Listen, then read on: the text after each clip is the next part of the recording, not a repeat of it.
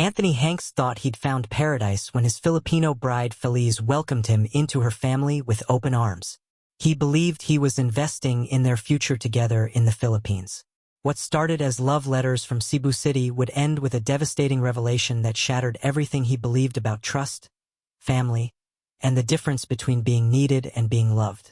Anthony Hanks pressed his face against the cold window of his Phoenix apartment, watching his neighbor's grandchildren play in the courtyard below. At 68, his own grandchildren lived thousands of miles away, and his phone hadn't rung in 3 weeks.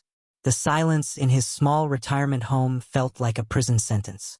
His weathered fingers moved across the laptop keyboard, scrolling through dating profiles of women half his age who wanted nothing to do with a retired construction worker. Then her message appeared like a bright star in a dark sky. "Hello, Anthony. Your smile reminds me of my late father. You seem like a man with stories to tell." The woman in the photo had kind eyes and graying hair pulled back in a simple bun. Her name was Feliz de la Cruz, and she lived in a place called Cebu City in the Philippines. Unlike the other women who asked about his income in their first message, Feliz wanted to know about his dreams. "I built houses for 30 years, Anthony typed back, his heart beating faster than it had in months. "Now I'm looking for someone to build a life with." Their first video call lasted until sunrise. Feliz sat in what looked like a small kitchen, morning light streaming through bamboo curtains. She spoke slowly, choosing her English words carefully, telling him about teaching children at a local school and caring for her elderly mother. "In my country, we believe that love grows slowly, like rice in the fields," she said, her voice soft and musical. "American men always seem to be in such a hurry." Anthony found himself laughing for the first time in years. "Maybe that's why my first marriage didn't work out. I was always rushing to the next job, the next deadline." As weeks turned into months, their daily conversations became the highlight of Anthony's existence. Feliz would call him after her teaching day ended, and he would wake up early just to catch her before she started cooking dinner for her family. She told him about the chaos of jeepney rides to school, the smell of street food vendors, and the sound of tropical rain on tin roofs.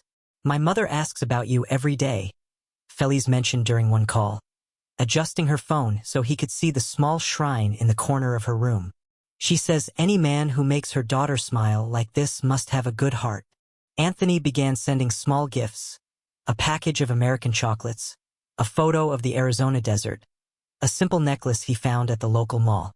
Each gift was met with photos of Feliz wearing the necklace or sharing the chocolates with neighborhood children. But doubt crept in during sleepless nights. Why would a woman like Feliz, who could have any man in her city, want a retired American with creaky knees and gray hair? His ex-wife had left him for a younger man. His own children barely called anymore. "You're overthinking this, old man," he told his reflection in the bathroom mirror. "Maybe she just sees something in you that others don't." The turning point came when Feliz's school closed due to flooding. She called him crying, explaining that without her teaching income, her family couldn't afford her mother's heart medication. "I hate to burden you with our problems," she said, tears streaming down her face on the video call. "I know we haven't met in person yet, but I feel so close to you." Anthony didn't hesitate. He walked to Western Union that same afternoon and sent $500. When Feliz called him back that evening, her joy was infectious. "You saved my mother's life," she whispered. "How can I ever repay such kindness?" "You don't need to repay anything," Anthony replied. "That's what people do for each other when they care." But something changed after that first money transfer. Feliz's family began appearing more often in their video calls. Her sister Carmen would wave shyly from the background. Her mother, Nene Rosa, would insist on blessing Anthony through the screen in broken English.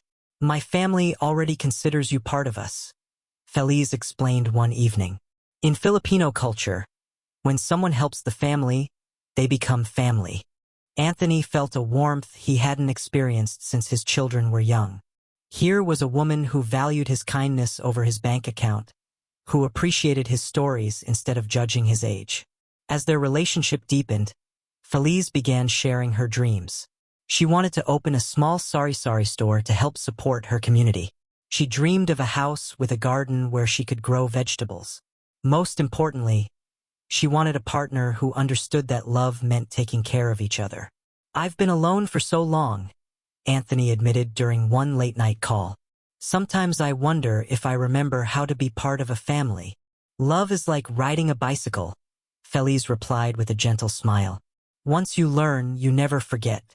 You just need someone to trust you with their heart."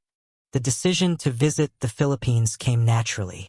Anthony had vacation money saved up, and Feliz's excitement about showing him her world was contagious.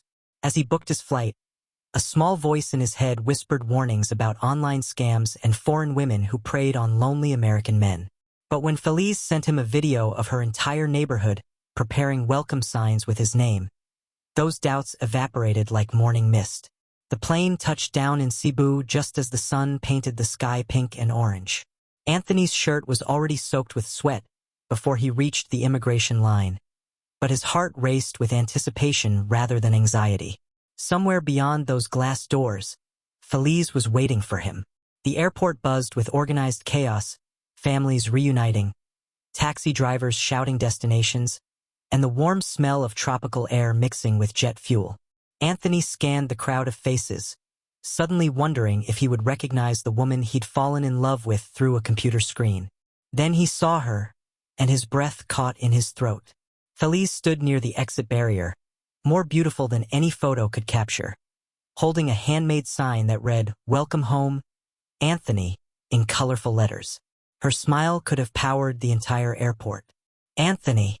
She rushed toward him as he cleared customs, and her embrace felt like coming home after a lifetime of wandering. She smelled like sampaguita flowers and promises of adventure.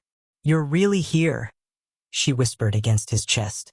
"I was so afraid this was all a dream." The jeepney ride to her barangay opened Anthony's eyes to a world he'd only seen in travel documentaries.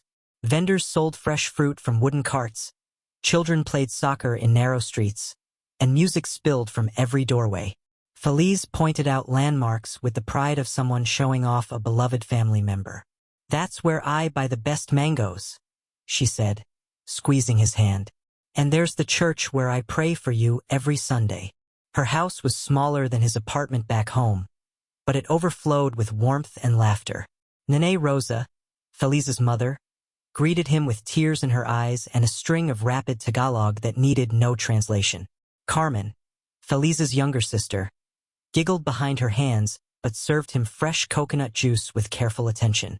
"They've been preparing for weeks," Feliz explained as neighbors gathered in the small living room to meet the American visitor. "In our culture, welcoming family is the highest honor." That first week passed like a beautiful dream. Feliz took him to Bohol Beach, where they watched the sunset paint the water gold and purple. They visited the Chocolate Hills, where Anthony marveled at the rolling landscape that looked like something from another planet. In bustling Colon Street, the oldest street in the Philippines, they shared halo halo and she taught him basic Tagalog phrases. "Mahal kita means I love you," she said, her cheeks blushing pink. "But only say it when you really mean it." Anthony found himself falling deeper in love not just with Feliz, but with her entire world. The way vendors remembered her name, how children from her school ran up to hug her on the street, the respect her neighbors showed her. Everything painted a picture of a woman deeply rooted in her community. But he also noticed things that tugged at his heartstrings. The family's refrigerator was nearly empty. Carmen's school uniform had been carefully mended multiple times. Nene Rosa coughed frequently but waved away suggestions about seeing a doctor. "We manage," Feliz said when Anthony gently asked about their struggles. "Filipino families always find a way." During his second week, Anthony met Feliz's extended family at a gathering that seemed to include half the neighborhood. Her uncle Mang Ben worked as a tricycle driver, saving every peso for his daughter's college tuition. Her cousin Aunt Lisa had just lost her job at a factory closure. Her nephew Jojo, barely 16, already worked part-time to help support his siblings. Despite their financial struggles, they treated Anthony like royalty. They cooked elaborate meals they couldn't afford, bought cases of San Miguel beer for his enjoyment, and insisted on taking him to expensive tourist spots. "Please, you don't need to spend your money on me," Anthony protested when Mang Ben wanted to hire a van for a trip to Temple of Leah.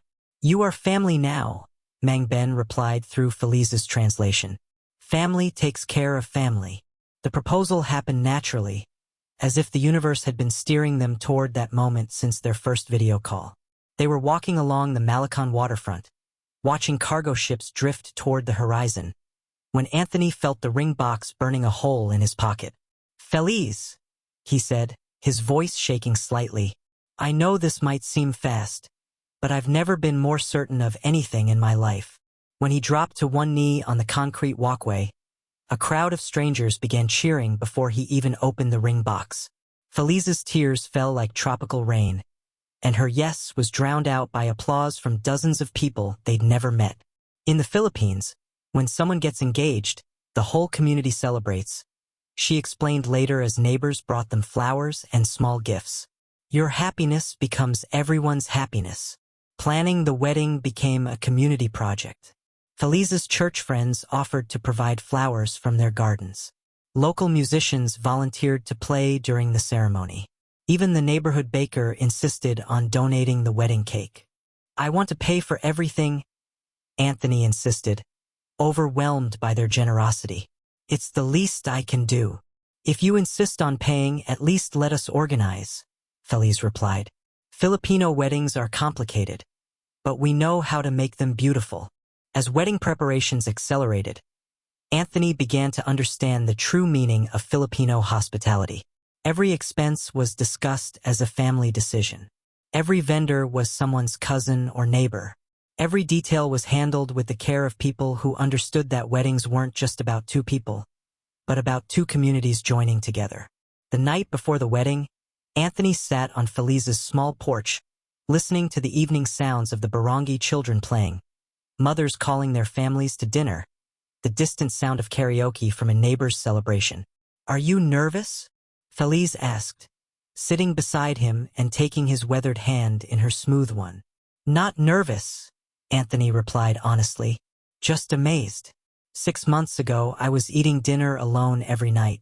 Tomorrow, I'll be married to the most wonderful woman I've ever met, surrounded by more family than I knew was possible. The wedding day dawned bright and clear, with just enough clouds to keep the temperature comfortable.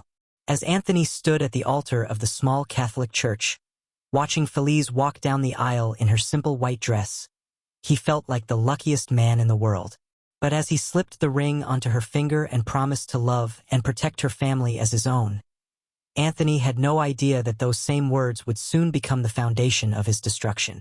The electricity bill arrived on a Tuesday morning that started like paradise and ended like a nightmare. Anthony sat in their small kitchen, sipping coffee made from beans Feliz bought at the local market, watching roosters strut through their backyard garden. 6 months of married life in the Philippines had felt like living inside a postcard, until he opened that yellow envelope. Mahal, we have a problem, Feliz said, her voice trembling as she set the bill on their bamboo table. The amount was 3 times higher than usual, and Anthony's social security check wouldn't arrive for another week. But before he could worry about electricity, Feliz's phone rang with news that made the power bill seem like pocket change. Nene Rosa had collapsed at the neighborhood clinic, and the doctor was demanding immediate payment for emergency tests. They won't treat her without money up front, Feliz cried, clutching Anthony's arm. The doctor says her heart is failing, and she needs surgery in Manila. 50,000 pesos or she could die. Anthony didn't hesitate. Within an hour, he was at the Western Union office, wiring $15,000 from his retirement account. The relief on Feliz's face made every penny feel worth it, and Nene Rosa's grateful tears when they visited her in the hospital melted his heart completely. You are more than a son-in-law, the elderly woman whispered in broken English, squeezing his hand with surprising strength. You are my savior. But the medical emergency was just the beginning. 2 weeks later, Carmen appeared at their doorstep with red eyes and a crumpled letter in her hands. The nursing school raised their tuition, she explained through sobs. If I can't pay by Friday, they'll give my spot to someone else. I've worked so hard for this dream. Feliz translated rapidly between English and Tagalog as Carmen explained how competitive nursing programs were, how this opportunity might never come again, how the family's future depended on having a nurse who could work overseas and send money home. Another $10,000 flowed from Anthony's account to secure Carmen's education. The young woman's joy was infectious, and her promise to repay him someday felt sincere and heartfelt. Then came the roof repairs. The rainy season arrived with a vengeance, and their small house leaked like a broken bucket. Water dripped into pots scattered across their bedroom floor, and the constant ping-ping-ping kept Anthony awake at night. "The whole roof needs replacing," explained Mang Ben, Feliza's uncle, as he climbed down from his inspection. "The wood is rotten, and the metal sheets are rusted through. If we don't fix it now, the whole ceiling could collapse." $8,000 later, their house had a new roof that gleamed silver in the afternoon sun. But Anthony noticed that his bank balance was starting to look smaller each time he checked it. The medical bills kept coming. Nene Rosa needed special medications that weren't available in Cebu. Feliza's aunt in Manila required treatment for diabetes. A distant cousin's child needed emergency surgery after a motorcycle accident. Each crisis arrived with tears, desperate phone calls, and family meetings conducted entirely in rapid Tagalog that Anthony couldn't follow. In Filipino families, when one person suffers, everyone suffers, Feliz explained after each new request for help. And when one person can help, everyone expects them to help. Anthony began to understand the weight of being the family's financial lifeline. Every celebration, every crisis, every opportunity seemed to require his involvement. When Carmen graduated from her nursing program, the family threw a party that cost $3,000. When Feliza's nephew got married, tradition demanded that they contribute to the wedding expenses.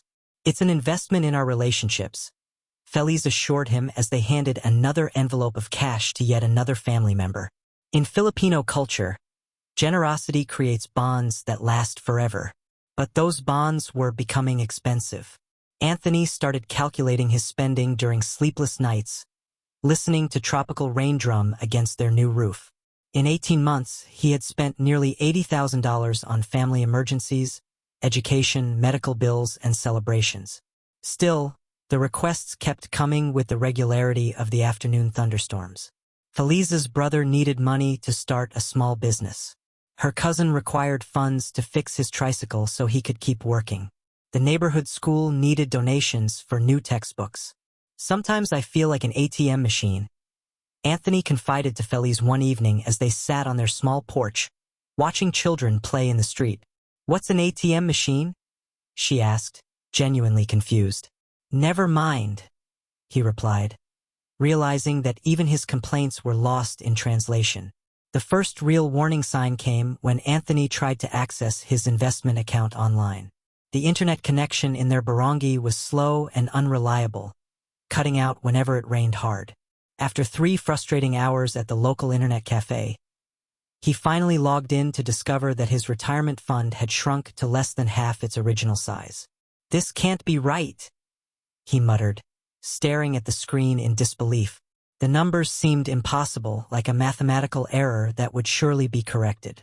But the numbers were correct. Every wire transfer, every Western Union payment, every emergency withdrawal had been carefully recorded by the bank.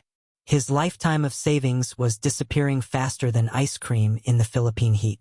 That night, Anthony lay awake calculating and recalculating. At this rate, his money would be completely gone within a year.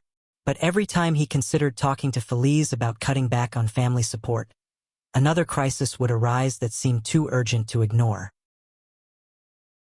The breaking point came when Feliz announced that her youngest sister needed surgery to remove her appendix, and the family had already borrowed as much as they could from neighbors and relatives. "We've asked everyone we know," Feliz said, tears streaming down her face. "You're our last hope. Without this surgery, she could die from infection." Anthony found himself at the Western Union office again, sending another $8,000 overseas. But this time, something felt different. The clerk behind the counter gave him a look that seemed almost pitying, as if she'd seen this story play out many times before. Walking home through the crowded streets of Cebu, Anthony began noticing things he'd ignored before. Other aging foreign men sitting alone in restaurants, looking lost and broke. Filipino women arguing with bank tellers about failed money transfers. Western Union offices that seemed to operate like assembly lines, processing the financial dreams and disasters of international relationships. When he arrived home, he found Feliz on the phone with her sister, speaking in rapid, excited Tagalog. She looked up at him with shining eyes and mouthed "thank you" before returning to her conversation. But for the first time since arriving in the Philippines, Anthony didn't feel like a hero. He felt like a man standing on the edge of a cliff, looking down at a very long fall. The internet cafe smelled like instant coffee and broken dreams when Anthony finally gathered the courage to check his bank accounts on a sweltering Thursday morning. His hands shook as he typed in his password, and what he saw on the screen made his vision blur with panic and disbelief. $340,000. Gone. His entire life savings reduced to a number that wouldn't cover a month's rent back in Phoenix. The teenagers around him played online games and laughed at videos, completely unaware that a man's entire future had just crumbled in the chair next to them. Anthony stared at the screen until his eyes burned, hoping the numbers would somehow rearrange themselves into something that made sense. He stumbled out of the cafe and into the blazing afternoon heat, his chest tight and his breathing shallow. Cars honked, vendors shouted, and life continued its chaotic dance around him while his world fell apart in slow motion. At home, Feliz was in the kitchen with Carmen and two women he'd never seen before, all chattering in animated Tagalog while cooking what smelled like a feast. The conversation stopped abruptly when he walked through the door, for pairs of eyes turning toward him with expressions he couldn't read. "Mahal, you look pale," Feliz said, wiping her hands on her apron. "Are you feeling sick from the heat?" "We need to talk," Anthony said, his voice barely above a whisper. Alone. The kitchen emptied quickly, with Carmen and the strangers finding sudden reasons to visit neighbors. Feliz sat across from him at their small table, her face already showing the worry lines that appeared whenever serious conversations began. "The money is gone," Anthony said simply. "All of it." Feliz blinked several times, as if trying to translate words that didn't make sense. "What money, Mahal?" "My retirement fund. My savings. Everything I worked 40 years to build. It's gone." The silence stretched between them like a rope being pulled tighter and tighter. Outside, children played and motorcycles puttered past, but inside their small kitchen, the world had stopped moving. "But we've been careful," Feliz said finally. "We only used money for emergencies." Anthony pulled out a notebook where he'd been tracking their expenses and spread the pages across the table. "Your mother's surgery, $15,000. Carmen's school, $10,000. The roof, $8,000. Your sister's appendix surgery, $8,000. His finger moved down the list like a judge reading a sentence. 47 different emergencies in 18 months. Feliz's face grew paler with each number. "These were all necessary expenses, Mahal. Family obligations. 47 emergencies. Feliz. That's one every 2 weeks for a year and a half." Before she could respond, her phone buzzed with a text message. She glanced at it automatically, and Anthony watched her expression change from confusion to something he'd never seen before: calculation. "Who's texting you?" he asked. "My cousin from Davao," she said, not meeting his eyes. "She knows a nice American man who's looking for a Filipino wife." The words hit Anthony like a physical blow. "What?" Feliz stood up from the table, her posture straightening into something formal and distant. "Anthony, you've been very generous to my family. We're grateful for everything you've done." "Grateful?" The word came out like a strangled laugh. "Feliz, I'm your husband." "Yes, but..." She paused, choosing her words carefully. "What can you offer my family now? You have no money left. No income except your small social security. My family still has needs." Through the kitchen window, Anthony could see Carmen loading suitcases into a tricycle. In the distance, Nene Rosa was arguing with a neighbor, gesturing toward their house with angry hand movements. "How long have you been planning this?" Anthony asked, though part of him already knew the answer. "Planning what?" Feliz replied, but her voice lacked conviction. The emergencies, the constant crises, the timing of every family disaster right after my pension checks arrived. Felice's mask finally slipped completely. My family has real problems, Anthony. Real needs. We didn't create emergencies. We just knew when to ask for help. The pieces fell into place with sickening clarity. The medical bills he'd never seen receipts for. The school tuition for programs that Carmen had somehow completed in record time. The relatives who needed surgery but were somehow healthy enough to attend family parties just weeks later. The appendix surgery, Anthony said slowly. Was that even real? Felice looked away. My sister did need surgery. Just not as urgently as we said. And your mother's heart medication? She does have heart problems. But the expensive medication you paid for, the cheaper version works just as well. Anthony felt like he was drowning in revelations. The roof repairs? Carmen's education? Your uncle's tricycle. All real expenses, Felice said defensively. We never lied about needing the money. We just emphasized the urgency. The full scope of his naivety crashed over him like a tsunami.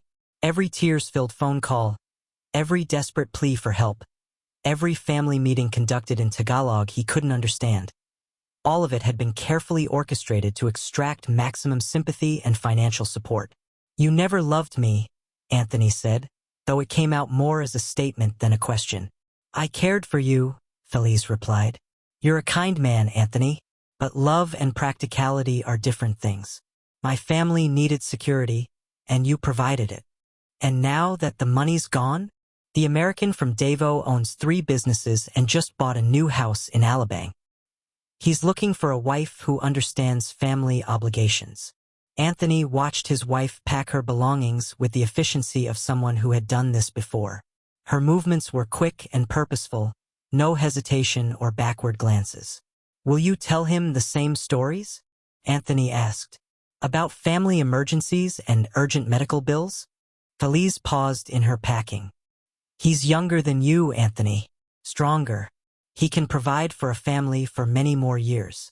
The brutal honesty was almost refreshing after months of manufactured crises. Anthony sat in their kitchen, surrounded by the life they'd built together, and realized that none of it had ever been real.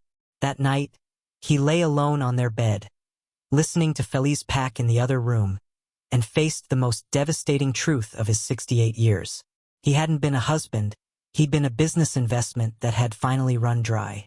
The love he thought he'd found had been as carefully constructed as a movie set, beautiful from the front but hollow behind the facade. And now that the money was gone, the performance was over. 6 months after Felice walked out of his life, Anthony Hanks sat in his modest studio apartment near the University of San Carlos, grading English papers by the soft glow of a desk lamp. The humid evening air drifted through his open window, carrying the familiar sounds of Cebu City, jeepneys rumbling past, vendors calling out their wares, and the distant laughter of children playing in the narrow streets below. His weathered hands moved steadily across the pages, marking corrections with the patience of a man who had finally learned to appreciate small victories. Maria's essay about her dreams of becoming a nurse showed remarkable improvement in her grammar. Carlos had written a touching piece about his father's sacrifice to send him to school. These young Filipinos, hungry for education and opportunity, reminded Anthony daily that worth couldn't be measured in bank account balances. The knock on his door came just as he was finishing the last paper. Anthony glanced at the clock, 9:30 on a Sunday evening. Late for visitors in his quiet neighborhood. Felice stood in the hallway, thinner than he remembered, wearing a simple dress that had seen better days. Her eyes, once bright with calculated warmth, now carried the hollow look of someone whose carefully laid plans had crumbled. Anthony, she said softly, her voice barely above a whisper. May I come in? He stepped aside without speaking, gesturing toward the small plastic chair near his desk. His apartment was sparse but clean. A single bed, a tiny refrigerator, and shelves lined with English textbooks and student papers. The contrast to their former home couldn't have been more stark. Felice sat carefully, her hands folded in her lap like a penitent child. I made a mistake, she began, the words tumbling out in a rush. The man from Davo. He wasn't what I expected. Anthony remained standing, leaning against his desk with his arms crossed. The silence stretched between them, filled with the weight of everything left unsaid during their marriage. He was married, Felice continued, her voice cracking slightly. His wife lives in America, and he was just looking for entertainment while she was away. When she found out about me, he threw me out with nothing. She told him about the months that followed, staying with relatives who barely tolerated her presence, working as a sales clerk in a department store for wages that barely covered food, watching her family's debts multiply as their American benefactor disappeared from their lives. We lost the house, she said, tears beginning to flow. The one you helped us buy. My mother is living with my aunt now, and Carmen had to drop out of nursing school. Everything fell apart after you left. Anthony listened without interruption, studying the woman who had once been the center of his universe. He saw clearly now what he had missed before, the lines of stress around her eyes, the calculated way she presented her problems, the careful timing of every revelation designed to maximize emotional impact. I was wrong about you, Felice said, looking up at him with desperate eyes. You're a good man, Anthony. You loved my family like they were your own. I threw away something precious for the promise of something that was never real. You're right, Anthony said quietly. I did love your family. I would have given them anything, and I did give them everything. But you didn't want my love, Felice. You wanted my utility. The words came out without anger or bitterness, just the calm clarity of a man who had finally seen through the fog of his own desperation. I know that now, Felice whispered. But people can change. I can change. We could start over, rebuild what we had. Anthony walked to his window, looking out at the city lights that sparkled like fallen stars across the darkened landscape. Below, an elderly Filipino man was closing his small sari-sari store, carefully counting the day's modest earnings before pulling down the metal shutters. What we had was never real, Anthony said, his voice gentle but firm. It was a beautiful performance, Felice. You played the role of the loving wife and I played the role of the generous provider. But neither of us was being genuine. He turned back to face her, and for the first time since she'd arrived, Felice saw something in his expression that made her hope falter. It wasn't anger or hurt, it was something far more final. Peace. I spent my whole life believing that love was about what I could provide, Anthony continued. What I could fix, what I could give, how useful I could be to other people. You didn't create that belief, you just exploited it very skillfully. Anthony, please dash. I'm not angry with you anymore, he said, cutting her off gently. I understand now that you were doing what you thought you needed to do to survive, to take care of your family. In your position, facing the same pressures, many people would have made similar choices. He sat down across from her, his movements deliberate and calm. But understanding your choices doesn't mean I'm willing to repeat my own mistakes. What mistakes? Felice asked, though her voice suggested she already knew the answer. I confused being needed with being valued. I thought that if I could solve everyone's problems, if I could be indispensable, then I would be loved. But real love isn't transactional, Felice. It doesn't come with emergency medical bills and urgent family crises. The truth hung in the air between them like morning mist, clear and inescapable. Felice's tears fell silently now, no longer the carefully timed emotional displays Anthony remembered, but the genuine grief of a woman facing the consequences of her choices. I do love you, she said, her voice barely audible. Maybe not the way I should have, but there were moments when it was real. I believe you, Anthony replied, and meant it. But love without respect, without honesty, without genuine partnership, that's not enough anymore. I can't save you, Felice. I can't save anyone except myself. He stood and walked to his small kitchen, returning with a glass of water that he offered to her. The simple gesture carried more kindness than all the money he had ever sent to her family. What will you do now? She asked, accepting the water with trembling hands. I'll keep teaching, Anthony said. I'll write letters to my children in America, real letters. not the desperate calls of a lonely man trying to prove his worth. I'll build a life here that's modest but honest. And us? There is no us, Feliz. There never really was. But I forgive you, and I hope you can forgive yourself. After she left, Anthony returned to his desk and picked up the last ungraded paper. It was an essay by a student named Joseph about overcoming disappointment. The young man wrote about failing his entrance exam to medical school and learning that setbacks could redirect you toward paths you never knew existed. Anthony smiled as he read the final paragraph. Sometimes the greatest gift is not getting what you thought you wanted, but discovering you are stronger than you knew when those dreams break apart. He wrote excellent work in the margin and added a smiley face, something he never would have done in his previous life, when he was too concerned with maintaining dignity and authority. The next morning, Anthony walked to the pier where cargo ships drifted like distant islands on the horizon. The sunrise painted the sky in shades of gold and coral, and seagulls called to each other in voices that sounded almost conversational. An elderly Filipino man sat on the bench beside him, feeding breadcrumbs to the gathering birds. "Beautiful morning," the stranger said in accented English.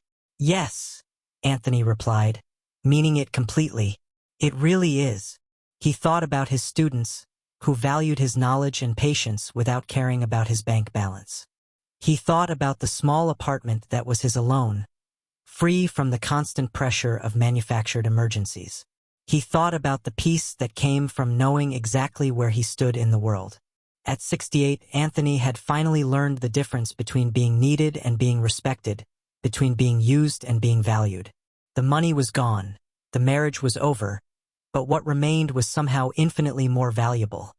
A man who finally understood his own worth. The sun climbed higher, burning away the morning mist, and Anthony sat with the quiet contentment of someone who had discovered that the most important relationship he would ever have was the one with himself. Sometimes the greatest victory wasn't winning someone's love, but learning that you were complete without it.